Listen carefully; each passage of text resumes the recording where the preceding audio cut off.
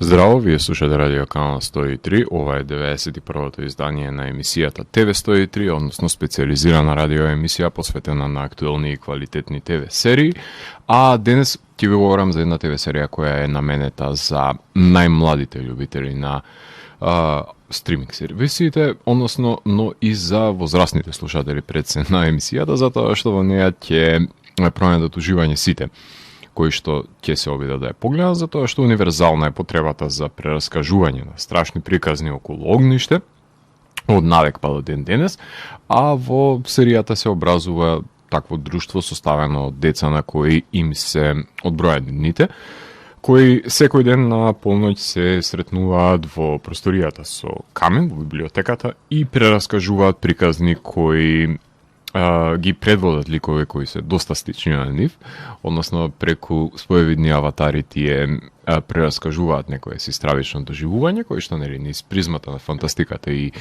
незината символика се соочуваат со мноштво на животни проблеми и се обидуваат да ги решат како што знаат и умеат. Станува збор за адаптацијата на новелите на Кристофер Пайк од страна на Майк Фленеган, која што гласи The Midnight Club, за која што ќе ви говорам во денешното издание на емисијата, која што ја започнавме со Датура 4, односно станува збор за австралијански бенд кој што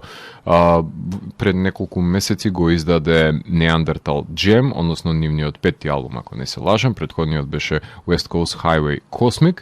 Станува збор за бенд кој што свири комбинација помеѓу блуз рок, хард рок, минимална доза на стонер има во него, така што овој бенд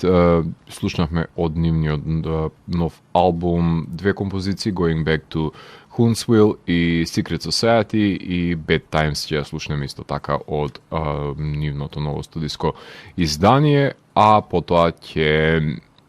ги слушнеме и најавата за самата серија The Midnight Club. А доколку сакате да знаете за што се станува збор во полноќните приказни, тоа вие сте на вистинската фреквенција која планира од сферата помеѓу појавното и имагинарното, кај што се крие еден притаен меѓусвет нудејќи можности за одгатнување на енигмите на постоењето. Јас сум Зlatko Ѓерески, а ви останете вклучени. Започнува програмата на ТВ 103.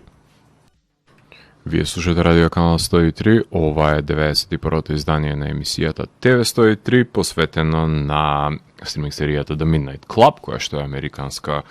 хорор стриминг серија со елементи на трилер, мистерија и мелодрама, создадена од страна на Майк Фленеган, односно тоа е режисерот на сега веќе култните Absentia, Oculus, Hush, Gerald's Game, Before I Wake, продолжението Ouija, Origin of Evil, Doctor Sleep,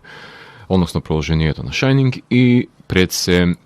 во ТВ 103 е попознат по неговите ТВ серии, односно The Haunting of Hill House, The Haunting of Bly Manor, Midnight Mass и сега веќе новата The Midnight Club, а во подготовки е на адаптирање на The Fall of the House of Usher на Едгар Алан По, и The Midnight Club ја продуцира заедно со Леа Фонг, односно продуцент на Amazing Stories, The Haunting of Bly Manor, сценарист на The Haunting of Bly Manor во неколку епизоди и секако Once Upon a Time. Midnight Club ја имаше својата премиера на 7 октомври на Netflix, број 10 епизоди од по 50 на минути, и за да изгледате потребни ви се 8,5 часа, што па значи дека е напорен процес за binge watch, меѓутоа, барем за мене, меѓутоа, затоа ја се пределив на неколку парчиња, односно викендов ја гледав на две половини од по 5 епизоди, заразни се за гледање и повлекуваат да ја пуштите наредната и наредната, затоа што нели секоја серија содржи нова мета приказна, односно приказна во приказната која што е прераскажана во рамките на самата епизода. Минатата недела ви говорев за серијата на стриминг сервисот на гигантот Netflix, односно за посветена за сирискиот убиец Джефри Дамер. Стриминг сервис кој што не баш дека добива пофалби во рамки на оваа емисија. Напротив, скоро секоја недела наоѓам начин да ги кудам за квантитетот кој што го нудат без квалитетот, односно труењето на содржината со шпанско-турско-индиските серии кои не знам за кого се правени, ама не за населението кое ги говори исклучиво тие јазици, што резултираше нели за милионскиот губиток на претплатници кои немаат време да изгледаат по 20 серии кои што ги објавуваат месечно самите Netflix. туку тие 2-3 кои би ги гледале сакаат да се квалитетни, па затоа и не се импресионирани од квантитетот на сапуница кој што го нуди стримерот, иако октомври е пред се месец на хорор филмот. Во епизодата на ТВ103 посветена за Дамер ви говорев за тие 10 серии кои ги објавија минатиот месец, но сега ќе ви напоменам што е најавено дека ќе се појави во рамки на жанровските серии, односно тука е The Watcher, потоа From Scratch,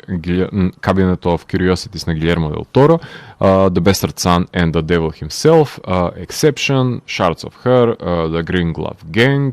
тоа се најавени ТВ серија се појават во рамките на октомври. Во The Midnight Club станува збор за 7 млади момци и девојки кои имаат неизлечиви болести и престојуваат во хосписот Brightcliff House, со кој што раководи една енигматична докторка, глумена од Хедер Лангеркамп, односно повеќе знаете како финалната девојка која му се спротивставуваше на Фреди Кругер во Nightmare on Elm Street. Младите се пресретнуваат во библиотеката секоја ноќ и покрај каминот си прераскажуваат измислени страшни приказни. Тие склопуваат пакт дека штом првиот од друштвото ќе почине, треба да се обиде да стапи во контакт со преостанатите од задгробниот живот, како што знае и умее да им даде до знаење дека се уште е присутен, ги наблюдува или едноставно не ги заборавил. Необични збиднувања се одвиваат по смртта на еден од членовите на ова друштво и инволвирана секако дека е минатото на овој хоспис, односно ритуалите кои што се практикувале во рамки на раководењето со самата институција во која што магично, односно необјасневи причини, се случило некакво чудо за инстантно оздравување од неизлечивите болести. Така што има тука се содржи мистеријата во недореченото и во спрегата која што се воспоставува помеѓу реалноста и задгробниот живот. Слободно може да ја условиме серијата како мизери порн, заради тоа што мислам дека во оваа серија Майк на најтрауматичен начин допира до дефетизмот кој е пред се еминентен кај младите, на кои драстично им е скратен животот, односно иако се на зачетокот на coming of age елементите, за пронаоѓање на себе си, за стекнување на нови искуства, за чекорување во светот на возрастните, пријателства, љубов, сите тропи кои што ги носи coming of age под жанрот, меѓутоа доаѓа тука смртта и ги покосува и им го крати нивниот живот. Тие нема да ги дочекаат пред се наредните стадиуми од возрастниот живот и морат да живеат со тој заклучок, односно со таа конклузија и секој ден да се подготвени за борба за поместување на датумот кога пресудено им е да умрат за еден ден и за уште еден ден и за уште еден ден, живеејќи го како да им е последен. Иако некои од нив се обидуваат да најдат љубов во самиот хоспис и надвор од него, други се обидуваат да ги поминат последните денови со најблиските, премостувајќи ги, можеби, несогласувањата кои што се имаат развиено помеѓу нив. Има конфликт на религиозни сваќања, со оглед на тоа што еден лик е фанатична христијанка која се обидува да ги наметне низините убедувања се врз другите, кои не се баш задоволни што Бог им ги има скратено животите. Така што секој на различен начин се носи со неизлечивата болест. Уште во мај 2020 година беше најавено дека Леа и Майк ќе ги адаптираат делата на Кристофер Пайк. Кристофер Пайк е еден од најзначајните автори на young adult литературата, односно на литература наменета за најмладите, и тоа за потребата на серијата на Netflix започна со снимање на 15 мај 2021 во Барнаби, во Британска Колумбија, завршувајќи со снимање на 10 септември минатата година. Майк, како и сите ние кои што сме растеле во 90-тите, бил голем љубител на антолошката ТВ серија Се плашители од темнината, која што беше емитувана на Никелодион, а кај нас беше на Македонската радио телевизија емитувана, така што потполно е разбирлива и оправдана потребата да создаде нова серија која ќе биде пандан на неа, но ќе разработува проблематики кои што би биле поблиски можеби до младите денес, а сепак да не ги заобиколи случувањата на действијата кои што се одвиваат во 90-тите, така што има една доза на романтизирање и носталгија со оглед на тоа што се навраќа на културолошките и технолошките напредоци во 90-тите И дури во самата најава можете да слушнете тие работењето на модемите кои што беше така магично вклучено во самиот концепт, односно како еден дух на тие 90-ти барем во Америка. Така што од една страна се враќа назад во времето, меѓутоа од друга страна разработува проблематика која што не е далечна од начинот на кој што се портретирани младите главни ликови. The Final Chapter, The Two Danas, The Wicked Heart, Give Me a Kiss, See You Later, Witch, Anya, Road to Nowhere, The Eternal Enemy и Midnight се насловите на епизодите од првата сезона. Пилот епизодата влезе во Гинесовата книга на рекорди, како епизода со најголем број на jumpscares, односно тоа се сцени каде што нагло се појавува одредено надприродно битие или убиецот или како што и да избере авторот во кој што ќе се обиде да комуницира со публиката на тој начин со тоа што ќе ја преплаши, односно нагло засилување на звукот и нагло засилување на тоа стравично привидение кое што се појавува во сликата. Во пилотот, односно првата епизода на серијата имаше точно 21 jumpscare, односно 21 пат скок на духот да го уплаши еден лик, крунисани со антиклимактично појавување на црно маче како крај, како црешна на слагот на тортата и се развија една забавна дискусија дали се става мачето на крајот на оваа низа на jumpscare или се става на почетокот за да ги намами гледачите, така што имаше една мета дискусија која што се развива за начинот на кој што е прераскажана приказната и скоро во секоја епизода има еден таков постмодерен потфат во кој што се дебатира за тоа дали се структурира една приказна на овој начин, односно како да се добие саканиот и полниот ефект на застрашување на слушателите со оглед на тоа што човекот во историјата на постоењето имал и ќе има потреба да прераскажува страшни приказни. Овие серии се најдобар доказ, или ако повеќе сакате се плашите од темнината со која што сите ние сме растеле, така што ова е еден примален начин на кој што човекот надприродните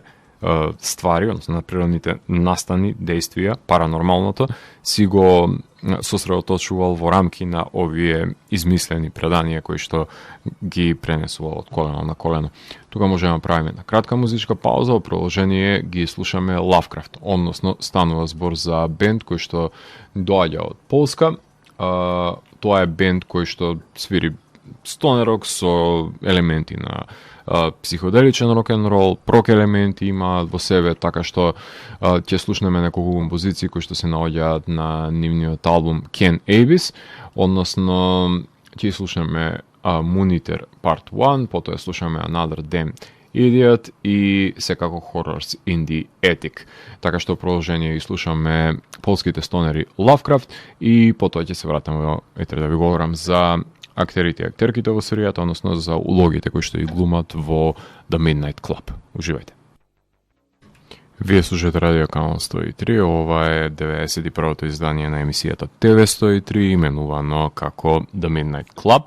а во овој сегмент на емисијата сакам да продискутирам за улогите, односно за актерите и актерките кои што ги имаат во оваа серија, предводена од ликот на Илонка, односно Иман Бенсон. Преку неа влегуваме во хоспис од Рајклиф, односно тоа е тинеџерка со рак на тироидната жлезда, која што дознава дека некоја од минатото, која што живеела во овој хоспис, се има излечено од неизлечивата болест на самата локација и ево потрага по неконвенционалниот лек, дали се тоа чаеви или па ритуали, на неа не именува многу, едноставно очајно сака да го најде решението да ја победи оваа болест. Таа е новата во куќата, чиј што живот е скратен, но за разлика од тие што се помирени нели со неизбежната смрт, постојано е во потрага по лекот, потајно надевајќи се на чудо кое ќе ја спаси од болеста, спријателувајќи се со Кевин и заљубувајќи се во него, иако тој има девојка во надворешниот свет. Приказна која ја кажува Илонка е за вештарката која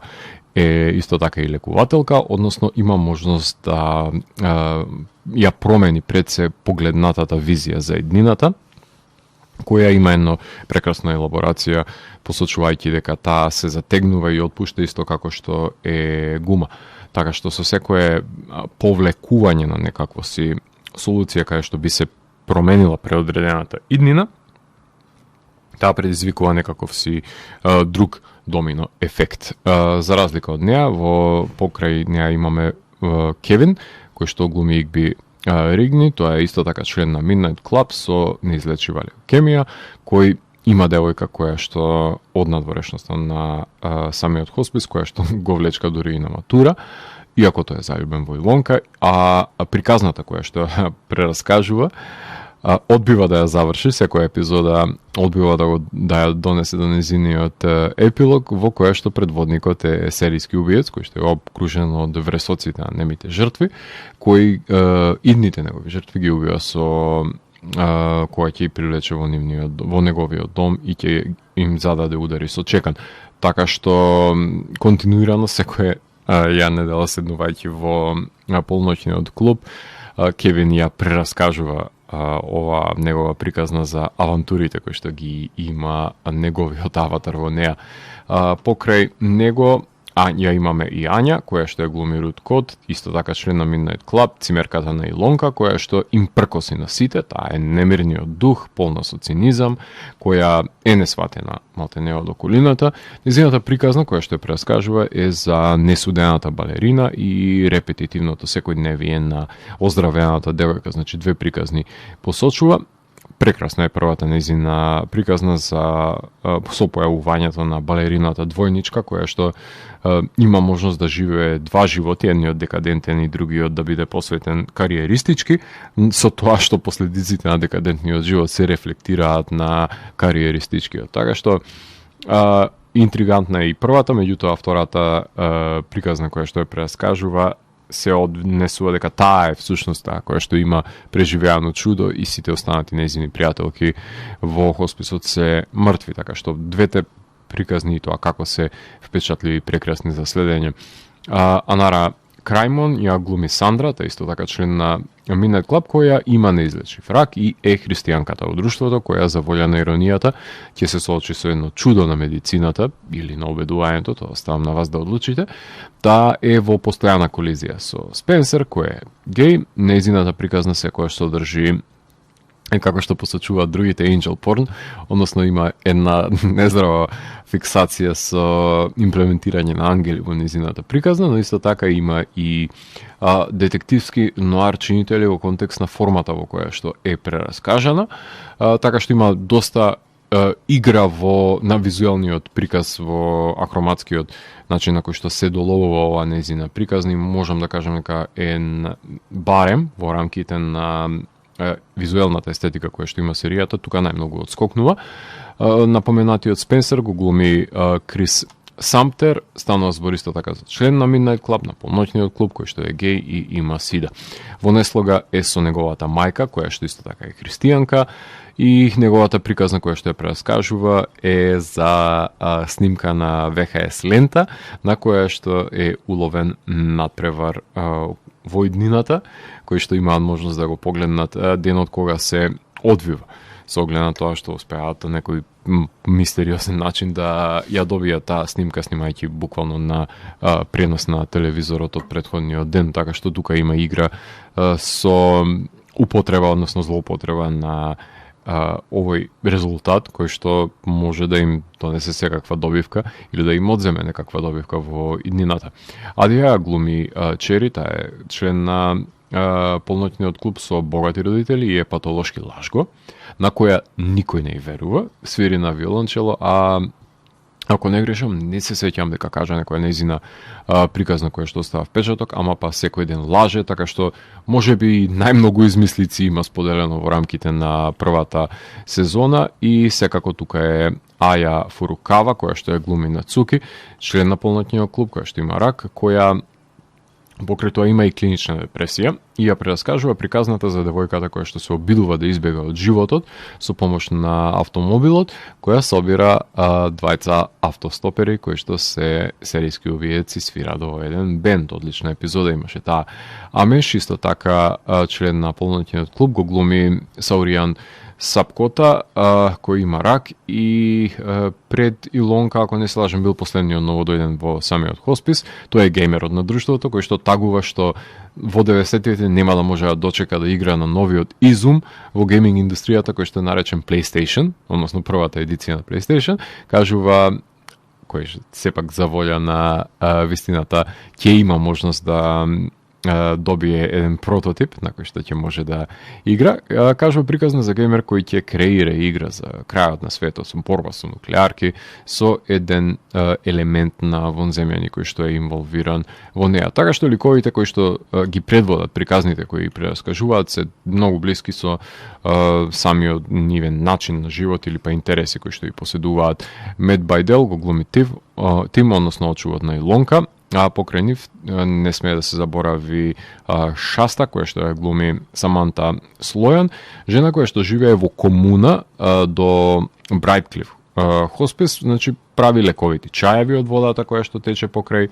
оваа институција и има зошто е развлечена мистеријата во поглед на овој лик, која не се представува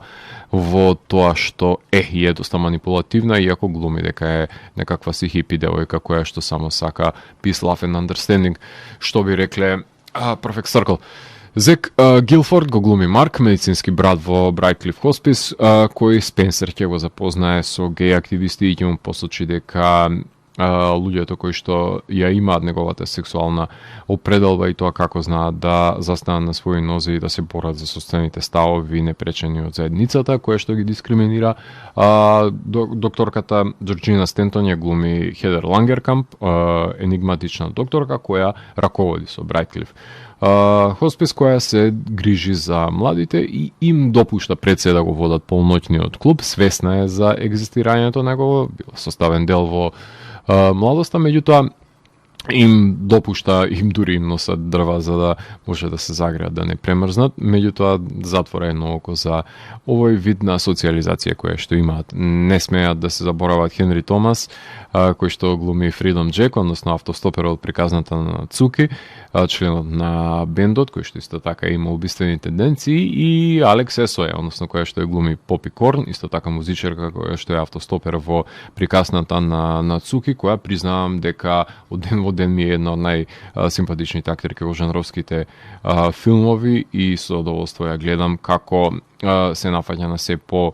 предизвикувачки улоги во различно светло ја гледам во сериите на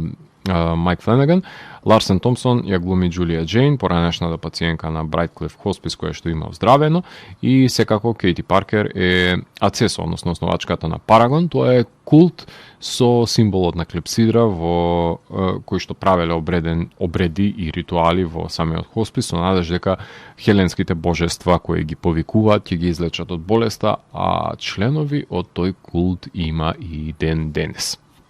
Една реплика има која што ќе ми остане во серијата барем за паметење, тоа е дека едно демотивирање кое што им го посочува Джорджина Стентон на припадниците на овој хоспис, односно на момците и девојките кои се можеби имаат надеж дека ќе се случи некакво чудо и нема да треба да се снесат со последиците на самата болест, која што им посочува не можеш да се бориш со гравитацијата. Тоа е дефетизмот кој што таа им го шири, а наспроти неа соседката Шаста е таа која што посочува дека човекот има потреба од летање и сите животни ја победуваат гравитацијата со тоа што се одлепуваат од земјата, односно играјќи си на таа карта дека има мечтатели кои секогаш на еден или друг начин ќе ја побиваат гравитацијата. Тука можеме да правиме на кратка музичка пауза, во продолжение на емисијата би слушнале Mammoth Volume, односно станува збор за бенд кој што ни доаѓа од Шведска, од Лисекил. Тие има можност да го издадат нивното ново студиско издание кое што гласи The Crust, Who Performed the Larva God Rites, уште една ритуалистичка дело да одговара за практиките кои што се изведуваат во самиот хоспис. Станува збор за прогресивен стонер рок бенд, има гранџерски призвук, има сладжерски призвук, така што прогресивни секвенции, така што е намешавина на интересни влијанија кои што и поседуваат овие швеѓани, а од нивниот албум ќе може да ја слушнеме The Kuleshov Effect, Diablo 4 и Medieval Torture Device. Потоа се враќам утре да ви говорам за одредени спецификации кои што ги има полноќниот клуб. Вие слушате Радио Канал 103, ова е 91-то издание на емисијата TV 103, посветена на The Midnight Club, а за самиот крај на емисијата сакам да продискутирам за одредени спецификации кои што и поседува оваа ТВ серија. Имено, за жал нема најава, има само титул карта со логото кое што е препознатливо за книгите на Кристофер Пайк. Истото се е реминисцентно и за самата серија, а режисери во серијата се Майк Фленаган, кој што и снима првите две епизоди, значи пилотот и втората, потоа Майкл Фимогнари, Емануел Осеи Куфор Джуниор, потоа Аксел Каролин, која што има баладата на сезоната, Виет Нагојен и Морган Бегс, кој што снимам финалето. Во поглед на музиката, која што ќе имате можност да ја слушнете на крајот на емисијата, ја работат браќата Ньютон, кои што, ако не се лажам, ја започнаа соработката со Майк Фленаган од неговиот филм Oculus од 2014, иако тие уште од 2011 компонираат за филмови и ТВ серии музика, за тоа што соработува и на другите филмови кои што ги има работено Майк Фленаган и серии, пред се и на Hush, и на Ouija, Origin of Evil ја работат музиката, меѓутоа покрај творбите кои што ги работи Майк Фленаган, тие прават музиката и за The Bye Bye Man, се разбира музиката имаат за Мери, потоа за Escape Plan 2 Hades, Into the Dark TV серијата, а минатата година ја работеа музиката за Forever Purge и The God Committee, а оваа година покрај The Midnight Club и музиката на Борего е работена од нивна страна. И се разбира дека на X-Men 97 TV серијата ќе ја работа музиката, односно Ньютон, браќата кои што се препознатливи по нивниот synthwave, така што тој е доминантен и реминисцентен за нивниот звук, меѓутоа користат нагласено пијано во мелодраматичните секвенции, а френетичните стануваат во джампскер секвенциите, односно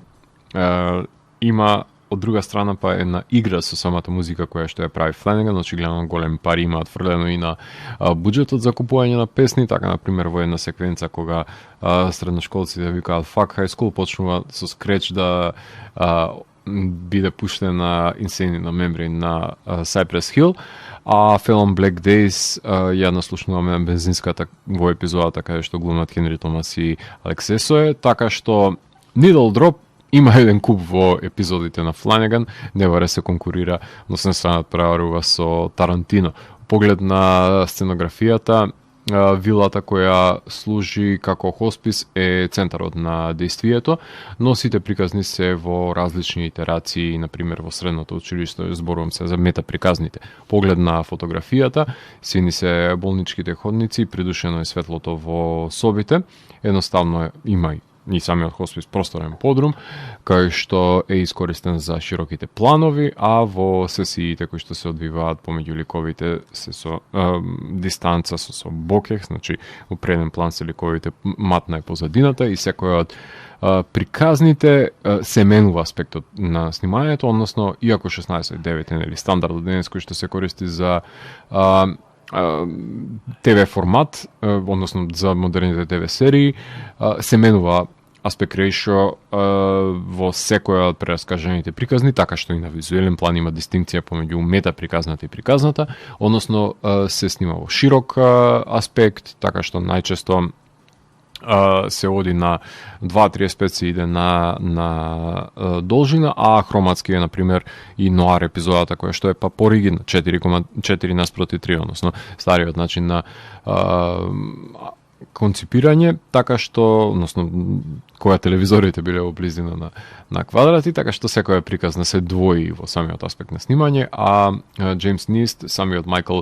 Фимогнари, Кори Робсон и Линдси Џорџ се кинематограферите, односно директорите на фотографија Байрон Смит, Луси Доналдсон, а познавајќи го и самиот Майк,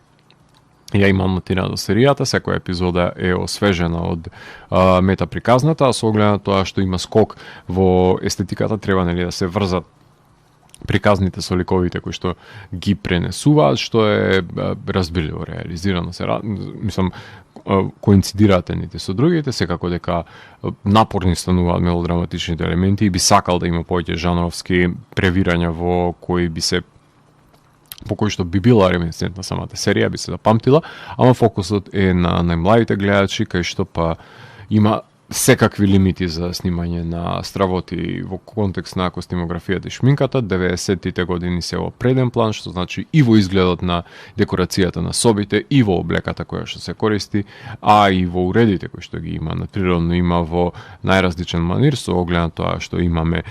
духови, сеништа, поигрување со клетви, ритуали, повикување на богови, така што секоја епизода има подеден хорор поджанр кој што допира. Поглед на хуморот има посвев најмногу од страна на Ања, која што е саркастична поглед на збиднувањата и нема трага од еротика. Во поглед на ефекти има визуелни и тоа како со појавувањето на самите духови, флешбек има секвенци како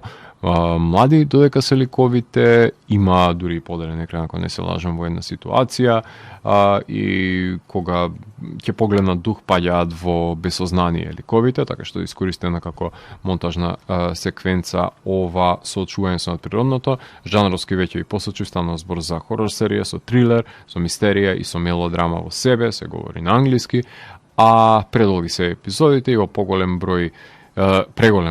се, меѓутоа тоа е стандардот со кој што раководи Майк Фленеган. Поголемо тежиште има мизери порн концептот, отколку хорор елементите, да нагризеше, например, другата страна ќе добиеше поголема оценка дефинитивно од мене во поглед на континуитетот на епизодите. Метаприказните се вистинско освежување и делуваат како засебни Twilight Zone микроепизоди во секоја поширока епизода. Во поглед на градењето на ликовите имаме 7 деца, 7 приказни, неколку од нив се повторуваат, но фокусот е на Илонка на почетокот, преку неја влегуваме во хоспис, па потоа се префрла и на спорените ликови кои што детално се запознаваме во секоја епизода со нив во контекст на адаптацијата. Посочив дека станува збор за адаптирање на мал број на сцени кои што се составен дел од самата книга Midnight Club на Кристофер Пајк, меѓутоа метаприказните, секоја од нив е посебна книга на Кристофер Пајк. Во поглед на аналогијата има плакати од хорор филмови во собите, како што Evil Dead и мал милион на други кои што се значајни од 80-тите и 90-тите. Болничар го фали интервју со вампирот, кој што тогаш се појавува, посебно Антонио Бандерас, колку нему бил згоден, така што има бројни референци на хорор филмови и популарни серии од 90-тите. Во контекст на тоа кои се слични серии, доколку сте љубители на ова, би ви ги препорачал буквално сите серии кои што Фланаган ги има работено, потоа Channel Zero, American Horror Story, Lovecraft Country, Under the Dome, The Terror, Stranger Things, The OA, Dark, Red Band Society, Cruel Summer, One of Us is Lying, Lock and Key, Open Your Eyes, Pretty Little Liars Original Sin, The Order, Chilling Adventures of Sabrina, Lost Spookies, Supernatural, Nosferatu, Scream, Riverdale, старата па и новата, која што е одлична итерација на Се плашители од темнината, така што сите овие серии има надприродни елементи и ги користат пред се жанровските тропи за соочување и надминување на проблеми од реалноста, заради тоа што тоа е начин на кој што се соочуваат со проблемите кои што ја обкружуваат ликовите. Драматична е, тензична самата атмосфера во серијата, каде што има и простор за тажење во неа и за оддишки, за гарантирана гледливост и постигната е убедливоста во самиот епилог. Довршена е приказната на Илонка од страна на незините пријатели кои што надоаѓаат дека и откриваат пред се дека скршената скулптура на балерината на Ања не била повеќе скршена, што говори дека ја поправила, меѓутоа од другата страна, и паѓа и долго очекуваниот бакнеш помеѓу Илонка и Кевин. Дознаваме дека и ликот на Хедер, кој што го глуми, докторката имала поблиски контакти со култот на Парагонот, колку што се наведува, и се завршува првата сезона со условно кажано хепи енд, меѓутоа, што е безбедно според мене и не инспиративно, меѓутоа има еден очекуван клифхенгер на самиот крај. Мислам дека е една од послабите серии кои што ги има направено во кога ќе се спореди со Haunting of Hill House, Bly Manor и Midnight Mass, кои што се деветки според мене, меѓутоа ова е 8 од 10, ако веќе ја евалуирам оваа серија. Во контекст на продолжението има многу книги на Пайк кои што не се вклучени, иако 28 нели сакал Майк да ги вметне во мета приказните, така што ќе видиме колку ќе му го допушти тоа Netflix. А за самиот крај на емисијата да напоменам дека имате бројни културни настани кои што може да и проследите во рамките на главниот град. Еден од нив е и прикажувањето на мими на репертоара на домашните киносали, потоа во текот 13 до 16 октомври, односно започнувајќи од денес, може да проследите 41-то издание на Скопскиот джез фестивал, потоа на 28 октомври имате прославата на Шок Труперс, односно концертниот настап на нив заедно со нивната локална и сега веќе интернационална поддршка во рамките на овој настап. Потоа имате J-Rock и Visual Kei забавата во база исто така на 28 октомври, кој што организира Јапаннет. 29 октомври во МКЦ имаме Драм фестивал, истиот ден, ако не се лажам, се и репетитор во МКЦ. 4 ноември Амброс и Ангза настапуваат во Браво, а музички блок заседава на 5 ноември во МКЦ, кај што ќе може да погледнете Ата, Ива Лоренс, Јусјус, ЛТНЦ и Сиенке. И за мене еден од најинтересните настани кои што едва и чекам, Илјада Моц, 9 ноември, Младинскиот културен центар, домашна поддршка Строг пост, настап на грчкиот стонер рок гигант. На крајот на емисијата ќе слушнеме неколку композиции кои што ги создадоа браќата Ньютон за потребите на ТВ серијата The Midnight Club. Вие го слушате 91-то издание на емисијата TV103 со Златко Ѓелевски, кај што детално ги анализира квалитетите и недостатоците на првата сезона на The Midnight Club. TV103 е уникатен сигнал кој се појавува секој четврток на оваа фреквенција и во рок од 2 часа ви нуди длабински поглед во значењето на актуелните ТВ серии. До наредното издание, гледате ТВ серии и останете вклучени. Чао, чао.